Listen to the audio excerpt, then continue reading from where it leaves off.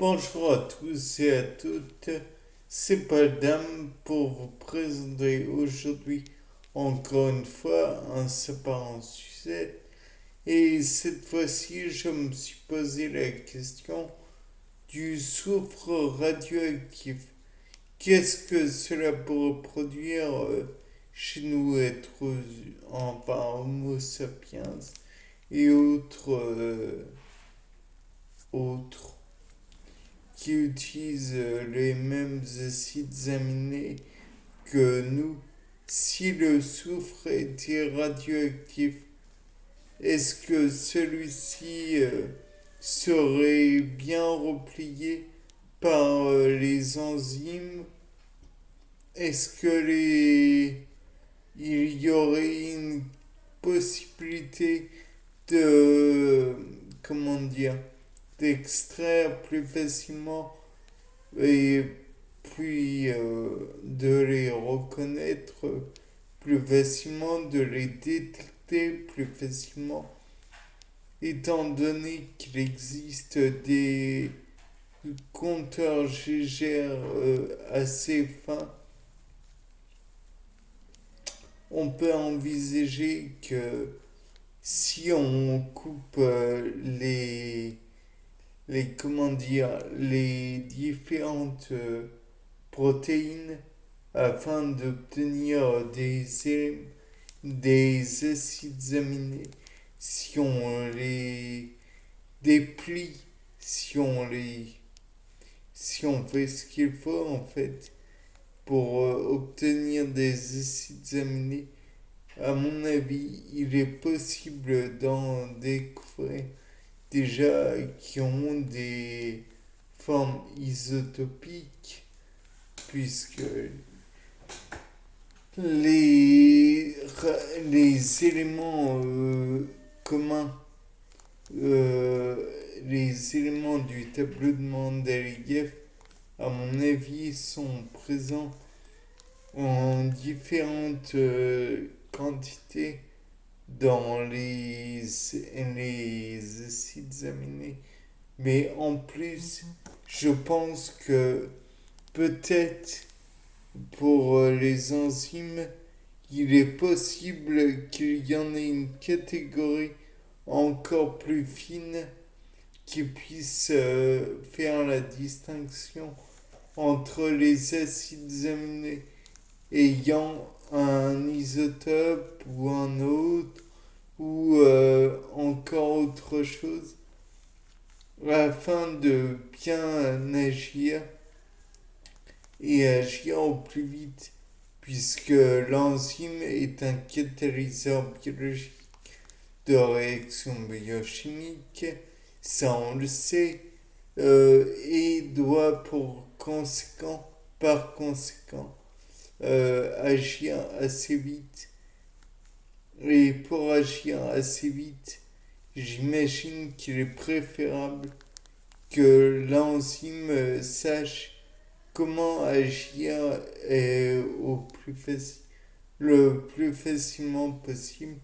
Et j'imagine que dans ce cas, s'il y a un radioélément ou un isotope, ou parce que un isotope n'est pas forcément radioactif, rappelons-le, un isotope a le même nombre de protons, mais un nombre de neutrons différent. C'est juste ça qui impacte. Et donc, peut-être que par conséquent, le nombre de neutrons ferait qu'il y a un autre type d'enzyme qui agit. Là encore une fois, ça reste à vérifier. Et souvent, qui dit enzyme qui agit différemment, dit aussi action de la protéine qui peut être légèrement différente, très légèrement bien sûr. De plus, il peut y avoir des repliements de la protéine qui sont légèrement différents encore une fois, ou même très différents. Là, je n'ai pas la preuve de ce que j'avance, mais imaginons que cela arrive. Il est envisageable aussi que comment dire, oh mince.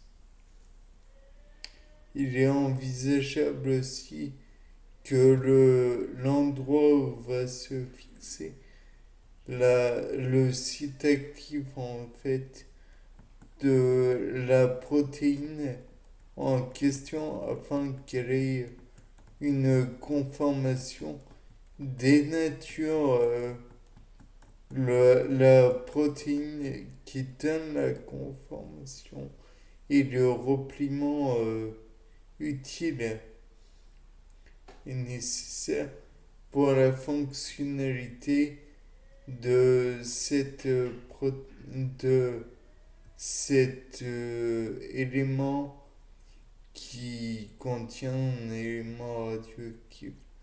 C'est assez complexe de parler de protéines.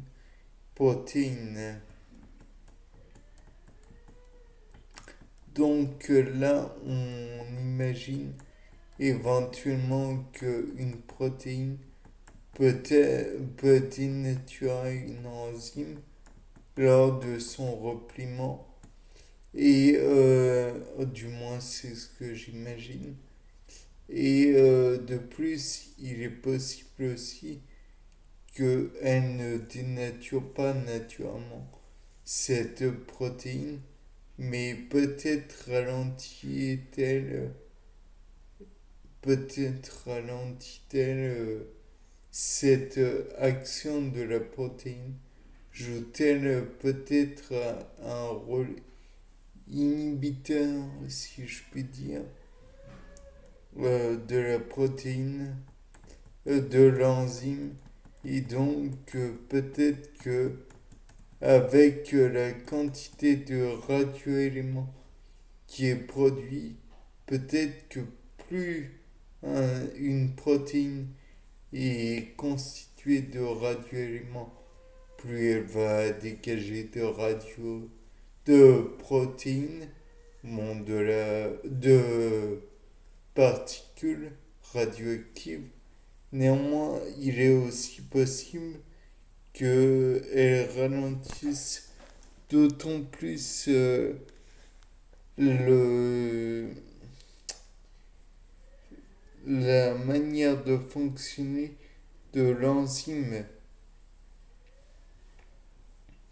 Peut-être pourrait-elle empêcher les éléments de changer de structure afin d'être plus facile à manier. Peut-être que si l'enzyme a besoin d'une énergie pour fonctionner ou abaisse le niveau euh, d'énergie d'activation, le fait qu'il y ait une particule radioactive, peut-être que cela augmente encore plus l'énergie à fournir. Bien, c'était Paul Dam pour un nouveau sapin en Suisse. Au revoir.